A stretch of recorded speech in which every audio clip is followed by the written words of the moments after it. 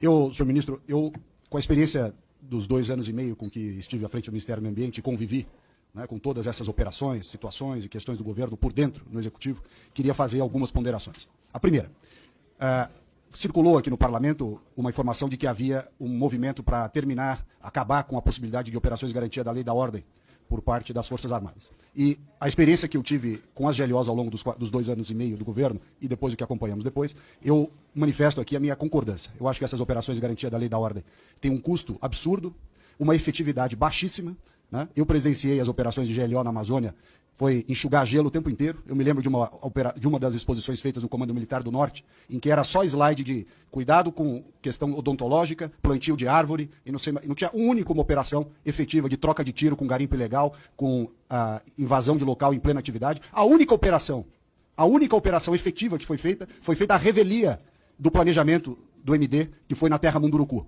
Nós só chegamos num lugar onde tinha efetivamente operações porque foi feita uma destinação distinta daquela que tinha sido planejada. Senão, mais uma vez, nós iríamos para um lugar vazio, sem ninguém, só para fazer teatro de guerra.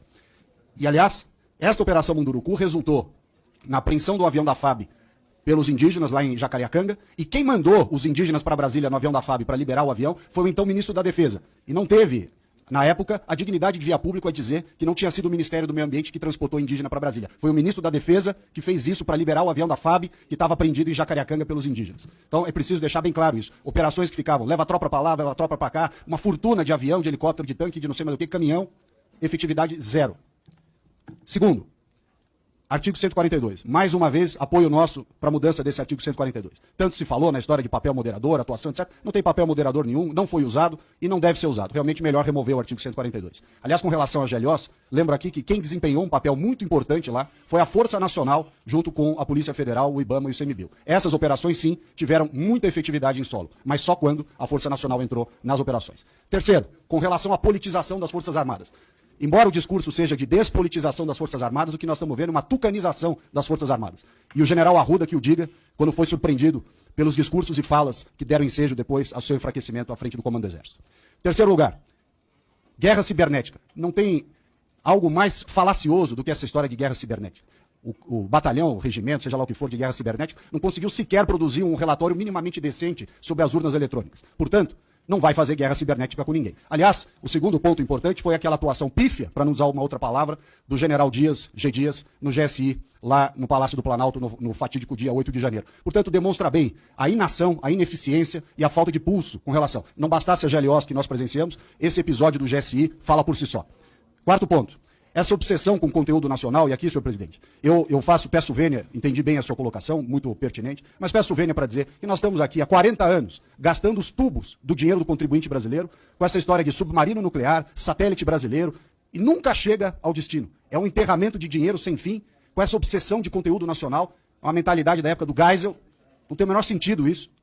Nós temos que acabar com esse negócio, nós estamos enterrando dinheiro que poderia para saúde, educação, transporte, segurança pública, estamos enterrando dinheiro nessas obsessões de submarino nuclear, de satélite, coisa que o vale. E digo isso com experiência própria de várias outras. Eu fui visitar lá o local do submarino nuclear, fui à base de Alcântara, fui em várias operações, vários lugares. E digo mais, me lembro aqui durante o governo passado que se encerrou, vários membros do governo, e pessoas de fora também, quiseram comprar um fuzil da Imbel, 1 ano para entregar um fuzil. 1 ano. Então quando eu vejo essas apresentações de empresa nacional de defesa, isso é uma piada. A empresa não consegue fazer um fuzil em 1 ano para entregar para as pessoas que queriam comprar. Está aí o satélite que nunca chega, o submarino que nunca recebe, enfim, uma infinidade de recursos públicos gastos nisso. Aliás, me lembro bem, durante as operações de GLO, o centro lá, o Sensipan, que dava as imagens de PRODES e DETER e tudo mais, para nos ajudar, uma demora tremenda na entrega de informações, sendo que a Planet, uma empresa privada, faria 10 vezes mais rápido com 1/1000 do custo. Por fim, eu ia comentar aqui do sistema controlado de armas de fogo, mas como agora o novo decreto parece que vai transferir essa incumbência para a Polícia Federal, não preciso gastar tempo com a dificuldade que foi propositalmente criada contra os colecionadores e atiradores pelo Exército Brasileiro. Com relação ao orçamento, para terminar, ao contrário do que se pleiteia aqui, se pleiteia em todos os lugares que a gente vê, eu participei do recurso que foi repatriado do Brasil, da corrupção da Petrobras, e que boa parte ficou com o Ministério da Defesa, sobretudo com o Exército, que era para gastar na defesa da Amazônia, no combate ao garimpo ilegal, ao desmatamento ilegal e tudo mais, e serviu para engordar o caixa do Ministério da Defesa. Que, aliás, é um caixa sem fundo. 124 bilhões de reais, se o número não está desatualizado aqui. Eu me lembro que, apesar desse caixa de 124 bilhões de reais, o Ministério da Defesa teve a pachorra de cobrar do Ministério do Meio Ambiente, cujo orçamento é 3 bilhões. 3. 40 vezes menos. do que o Ministério da Defesa. Um sobrevoo de helicóptero Black Hawk, que foi usado lá em Santa Maria, quando foi feitas as operações de meio ambiente lá no Rio Grande do Sul. R$1.200.000 de sobrevoo de helicóptero. É o fim da picada. Um orçamento que já é gigantesco, que gasta uma fortuna de pessoal. Nós vemos os números estratosféricos que são apresentados aqui, e peço vênia ao General Tomás para citar o caso que foi colocado na imprensa, de R$770.000 de indenização ao General Tomás, quando passou da ativa para a reserva. Essa tem sido a finalidade do dinheiro do contribuinte brasileiro. As operações de abate de aeronave, de tráfico de drogas, de combate ao tráfico de drogas nos rios da Amazônia, de fronteira com Bolívia, com Colômbia, com tudo isso. Zero de efetividade. Zero. Quando você vê a quantidade de operações que foi divulgada, 698 operações, eu pergunto, quantos aviões nós abatemos? Quantas operações de conflito houve com os traficantes? Isso sim, nós estamos gastando dinheiro com inimigos fictícios. O míssil de não sei aonde, a bateria antiaérea, para guerrear com quem? Com a Argentina, que não tem nem doce de leite mais. Para quê?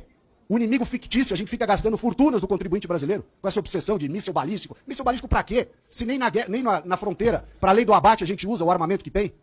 O Brasil tem a fronteira mais peneira, vazia que nós temos. Ninguém quer ir para o confronto. É só desculpa para não ir no pau. Ou seja, nós estamos gastando uma fortuna de dinheiro do contribuinte com inimigos fictícios e o inimigo real, que é esse da fronteira, a turma foge do combate como o diabo foge da cruz. Eu, portanto, senhor presidente, fica aqui a minha manifestação para que nós não ampliemos o orçamento das Forças Armadas, tenhamos sim o fim da GLO e revoguemos o artigo 142. Essa é a minha posição. Agradeço o tempo que expendi. Muito obrigado.